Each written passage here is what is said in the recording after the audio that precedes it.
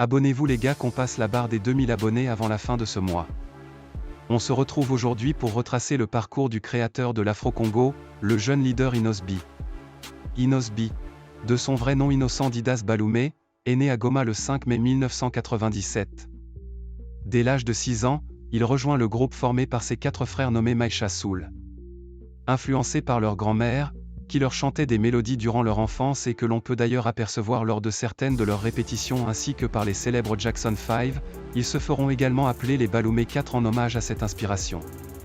Inos B était sans doute le plus jeune et le plus talentueux du groupe. En 2007, il est désigné meilleur jeune talent de sa région. Tout s'accélère pour lui en 2010, lorsqu'à accent grave seulement 13 ans, il participe à la première édition du concours musical Vodacom Superstar.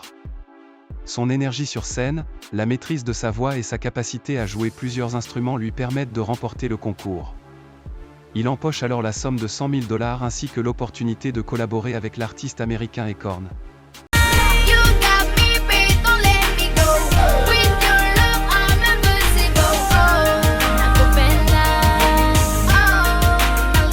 Il part alors s'installer aux États-Unis d'Amérique pour y poursuivre ses études et aussi travailler sur son premier album intitulé Vincent Volume 1 qui sort en 2013. Ce projet de 8 morceaux rencontre un succès mitigé, en grande partie parce que la RDC est majoritairement marquée par des sonorités rumba et des artistes s'exprimant principalement en lingala.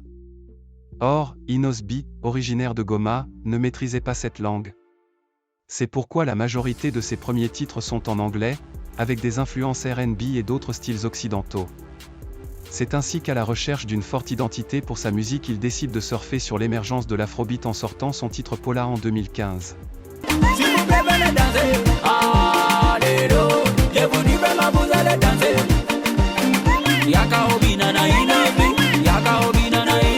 Le morceau rencontre un succès instantané, ce sera son tout premier morceau solo à franchir la barre symbolique du million de vues sur YouTube. Fort de ce succès, il attire l'attention des grandes figures de la musique congolaise, notamment la légende Koffi Olomide et Werason. Il revient ensuite en 2018 avec le titre Ozo Beta Nabé.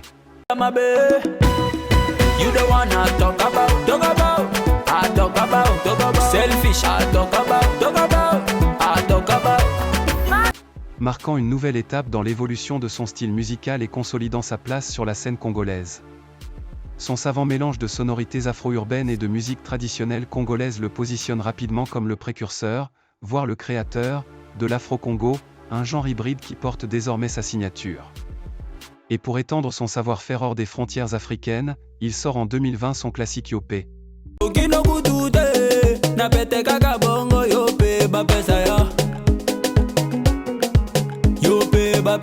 Les pacificateurs jusqu'au bout. Un morceau qui aura droit à son remix plus tard avec le Tanzanien Diamond Platinum avec plus de 200 millions de vues sur YouTube. Devenant le premier artiste congolais à réaliser cet exploit. Inos B fera des tournées remplissant plusieurs salles partout dans le monde. Il sera nominé aux BET Awards en 2020 et même BBC le classe top 5 des plus grandes stars africaines. Après plusieurs mois d'absence, Inos B annonce son grand retour prochain avec le titre Chilling. Un morceau qui est déjà repris par plusieurs personnes sur les réseaux sociaux notamment sur TikTok où le titre est à la base d'une trinde. La carrière d'Inos B est marquée par une ascension fulgurante, portée par son talent et son originalité mêlant afrobéa, rumba et influence urbaine. Il s'est imposé comme l'un des artistes congolais les plus influents de sa génération, avec des hits qui ont traversé les frontières. Sa musique, engagée et rythmée, continue de séduire un public international toujours plus large. Merci d'avoir suivi la vidéo jusqu'à la fin les goats, abonnez-vous et dites en commentaire qui aimeriez-vous prochainement.